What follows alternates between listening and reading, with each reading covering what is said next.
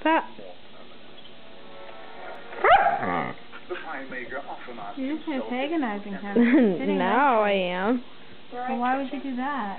Because. He's sitting nicely just so you can have stupid videos? Yeah. Well, don't. I want to see his teeth. Well, take a picture when he's being bad, not when he's laying quietly. You're the one who's just going to beat all night and not rub his belly. If he's being nice, let him lay down. Is it okay to freeze the camembert? I'd rather not wedge it between the Edam and the Tenere. Or a Tenere out the Gouda. In fact, young Chuck did not refer to a refrigerator as anything but a cheese box until she was 7.